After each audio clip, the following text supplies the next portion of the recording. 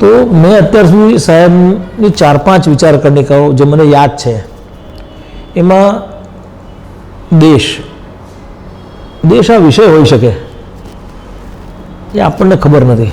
ત્યારબાદ કાર્યકર્તા એટલે શું એક વિષય એમણે મૂક્યો. પછી સમય. હવે એક નાની વાત કરું સમય વિશેની.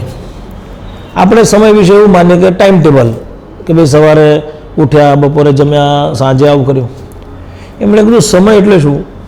તમારી પાસે દિવસમાં 16 કલાકનો સમય છે. 8 કલાકની અંદર વાત કરતો 16 કલાકનો સમય છે. તો આપ કોલેજમાં જાઓ છો તો કોલેજનો સમય, ત્યારબાદ ભણવાનો સમય, ત્યાર પછીનો જે સમય છે એ જેમાં તમે વધારે સમય આપશો એ વધશે. તમે કુટુંબને સમય આપશો તો કુટુંબની સાથેનો તમારો પ્રેમ વધશે. તમે અભ્યાસમાં આપશો તો અભ્યાસ તમારો સારો થશે. તમે મિત્રો સાથે તમે સમય ગાળશો તો તમારી મિત્રતા ગાઢ થશે, મિત્રતા વધશે. નક્કી તમારે કરવાનું છે કે તમારે શું કરવાનું છે. સમયની ફાળવણી એવી રીતે કરજો કે તમારું ટોટલ ડેવલપમેન્ટ એમાં થાય, જેમાં સમાજ કાર્ય બી એક વિષય હોઈ શકે, ફેમિલી બી એક વિષય હોઈ શકે, પુસ્તકો એટલે વાંચન બી એક વિષય હોઈ શકે. પછી એમણે દેશ વિશે કીધું કે જીવનમાં જે કંઈ કરશો એ દેશને કેન્દ્રમાં રાખીને કરજો. દેશ છે તો તમે છો. દેશ આગળ વધશે તો તમે બધા આગળ વધશો.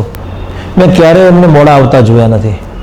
વિદ્યાર્થી પરિષદ મારા માટે નવું ક્ષેત્ર હતું વિદ્યાર્થી જગતનું. ત્યારે સદસ્યતા અભિયાન, એક અભિયાન મેમ્બરશિપ ડ્રાઈવ શરૂ થઈ હતી.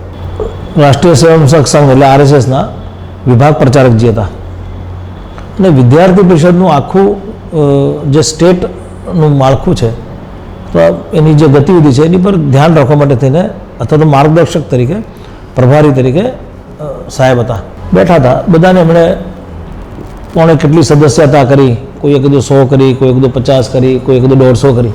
બધાનું પતી ગયા પછી એમણે પૂછ્યું કે તમે સવારે પહેલાં કોને મળ્યા? એટલે એણે કીધું હું આને મળ્યો. એના ભાઈનું નામ શું? ભાઈ છે ને? લોકો ભાઈનું નામ તો ખબર નથી. અચ્છા બેન?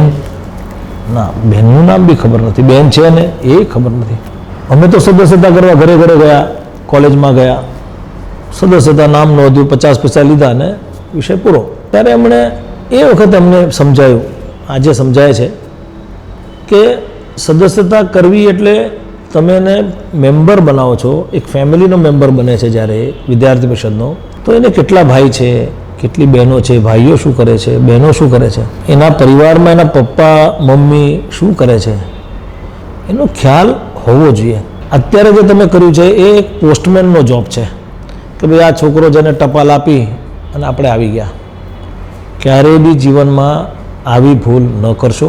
જેને બી મળો, જેની સાથે બી તમારો પરિચય થાય એ પરિચય સંપૂર્ણ હોવો જોઈએ.